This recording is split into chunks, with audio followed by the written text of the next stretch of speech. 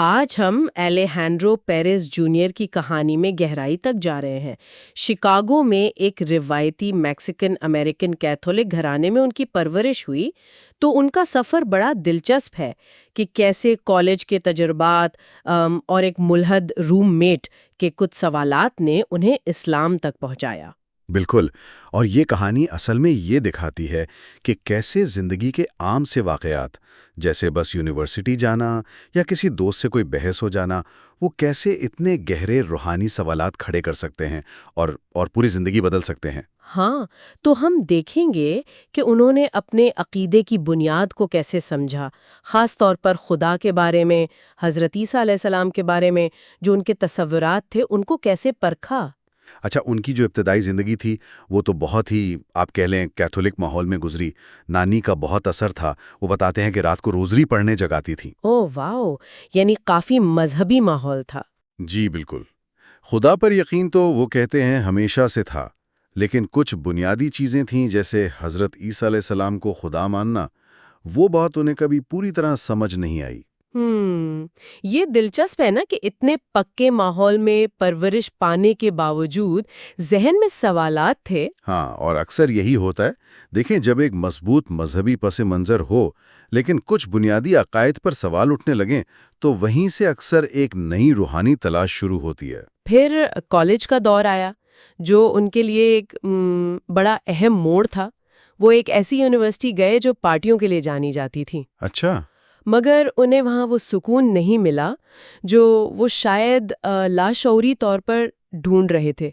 وہ کہتے ہیں پارٹیوں کے بیچ بھی ایک خالی پن سا تھا۔ یعنی وہ بیرونی ماحول اندر کی کمی پوری نہیں کر پا رہا تھا۔ بالکل، اور پھر اسی دوران ان کا جو روم میٹ تھا وہ ملحد تھا۔ اس نے عیسائیت کی تاریخ پر، حضرت عیسیٰ علیہ السلام کی حیثیت پر ایسے سوال اٹھا دیے کہ الیہینڈرو کے جو پہلے سے تھوڑے بہت شکوک تھے نا، وہ اور گہرے ہو گئے۔ ہاں، ان کو اور ہوا مل گئی۔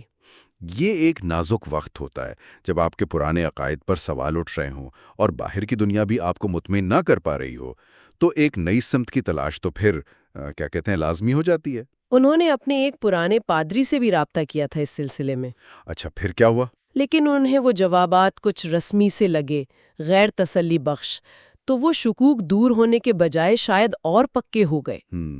یعنی وہ جواب ان کی تشفی نہیں کر سکا۔ جی، اور اسی تلاش میں پھر انہیں لگا کہ اسلام ان سوالوں کے جواب دے رہا ہے، خاص طور پر وہ سوال جو ان کے روم میٹ نے اٹھائے تھے حضرت عیسیٰ علیہ السلام کے حوالے سے۔ اچھا، وہ کون سے جوابات تھے؟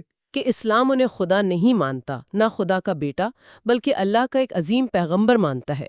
یہ بات انہیں زیادہ منطقی لگی۔ بالکل، اور اسلام نے ایک طرح سے انہیں توحید کا ایک بڑا واضح تصور دیا، اور اہم بات یہ تھی کہ اس کے لیے انہیں اپنے پچھلے عقیدے جیسے خدا پر، نبیوں پر، فرشتوں پر ایمان، ان سب کو چھوڑنا نہیں پڑا۔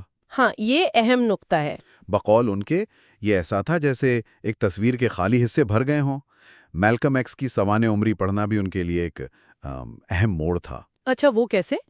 اس سے انہیں یہ احساس ہوا کہ تبدیلی کے لیے کوئی بہت بڑا انقلاب لانے کی ضرورت نہیں ہوتی، فوراً بس پہلا قدم اٹھانا ہوتا ہے۔ صحیح۔ تو جب انہوں نے اسلام قبول کر لیا، اس کے بعد ایک بڑا چیلنج سامنے آیا، وہ تھا کمیونٹی کی تلاش۔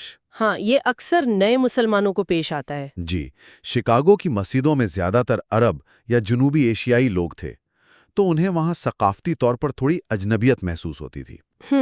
آخر کا ایک واٹس ایپ گروپ لاس حبیبیز نامی جو لاطینی مسلمانوں کا تھا، اس کے ذریعے انہیں وہ اپنی سی کمیونٹی ملی۔ یہ کمیونٹی ملنا بہت ضروری ہوتا ہے ایسے سفر میں، اکیلے بہت مشکل ہو جاتا ہے۔ بالکل۔ خاندان کا رد عمل کیسا تھا شروع میں؟ شروع میں تو ظاہر تشویش تھی، انہیں فکر تھی کہ کہیں کسی غلط گروپ میں نہ شامل ہو گئے ہوں۔ یہ ایک فطری رد عمل ہے والدین کا۔ ہاں، سمجھ میں آتا ہے۔ لیکن اہم بات یہ ہے کہ وقت کے ساتھ جب گھر والوں نے ان میں مثبت تبدیلیاں دیکھیں، یعنی زیادہ پختگی، زیادہ ذمہ داری کا احساس، اچھا، تو ان کا رویہ بھی نرم پڑ گیا۔ انہوں نے ان کی نئی مذہبی شناخت کو قبول کر لیا۔ واہ، یہاں تک کہ وہ مشکل وقت میں الیہندرو سے دعا کے لیے بھی کہنے لگے۔ واہ، یہ تو بڑی تبدیلی ہے۔ جی، تو الیہندرو پیریز جونیئر کی یہ کہانی ہمیں یہی دکھاتی ہے کہ ایمان کا سفر کتنا ذاتی اور کتنا غیر متوقع ہو سکتا ہے۔